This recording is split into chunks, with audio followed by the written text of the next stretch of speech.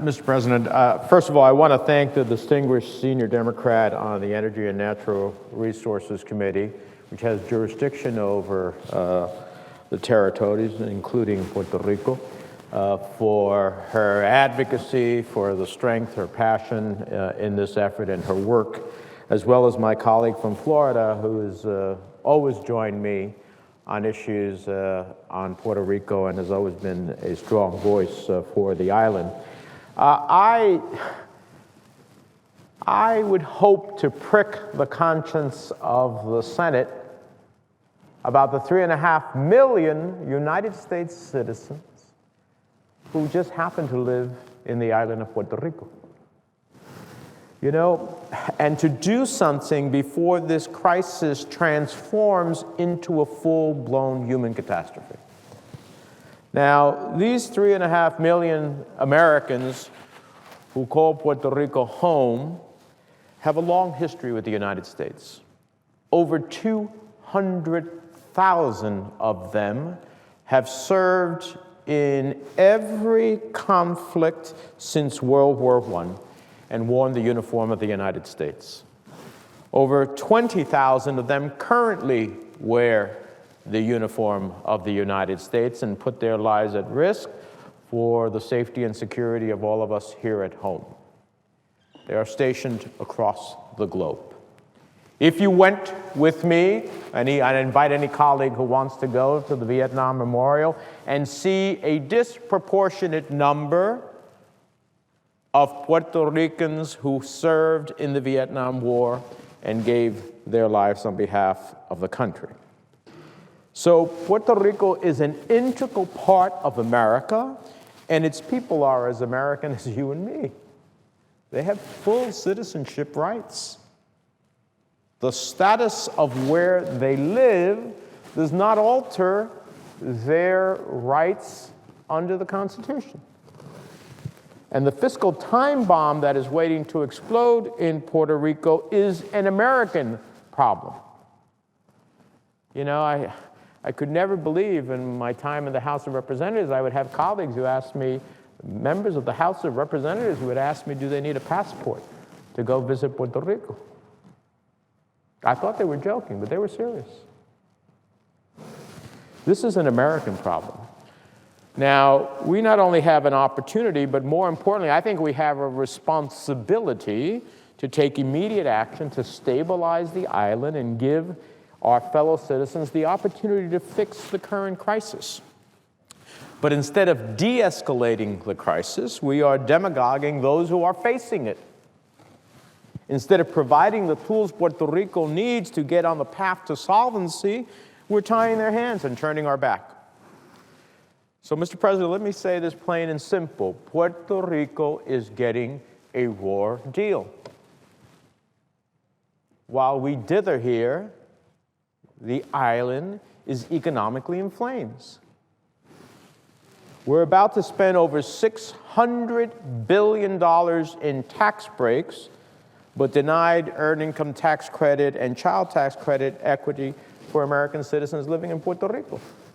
We're about to pass a $1.1 trillion budget, but ignore pleas on the island to receive the same Chapter 9 treatment in bankruptcy to reorganize, restructure their debts that any state has, and that they had at one time. And was surreptitiously taken out. That right that they had was taken out. Now, as has been said by the distinguished ranking member, giving Puerto Rico back the right that they had will not cost the American taxpayer one single dime. Now, those bottom feeders who ultimately went and tried to buy on bonds dirt cheap and now wanted to get paid at maximum amount, that should not be where the focus of the United States Senate is when it comes to these 3.5 million American citizens. I'm wondering if it was some other group of people, whether we would feel the same way. I have to really wonder. We're about to increase big oil's profits by $170 billion over the next decade, but we can't do anything for the 3.5 million people who call Puerto Rico home and who are U.S. citizens and who wear the uniform of the United States.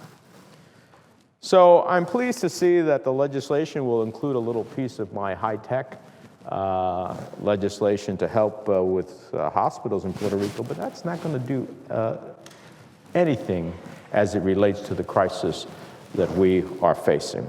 This crisis didn't develop overnight. It's over several administrations. Nor will it be fixed in a day, but Governor Padilla and the government of Puerto Rico have done everything they can to right the ship and restore a path to solvency. They've closed schools and hospitals. They've laid off police and firefighters. They've raised taxes on businesses and individuals. They've gone beyond what any sovereign nation would consider doing to right the economic status. But they are out of options. They are out of options. But all the cuts and tax hikes won't make a dent in this crisis without the breathing room that restructuring authority provides. Restructuring authority. That's all we're asking for, not a single cost to the American taxpayer. This problem isn't going away. It's not going away. And mark my words now, if we don't act now, this crisis will explode into a full-blown humanitarian catastrophe that isn't going to take a year or months. It's going to be right around the corner. Right around the corner. So it's pretty amazing that instead of dealing with this issue in a way in which we can solve it, we're basically, it's the equivalent of waiting for a malignant tumor to metastasize before we actually act on it. That's what we're doing. That's what we're doing. The sooner you act, the higher your chances of success are, and that's no different here in the case of Puerto Rico.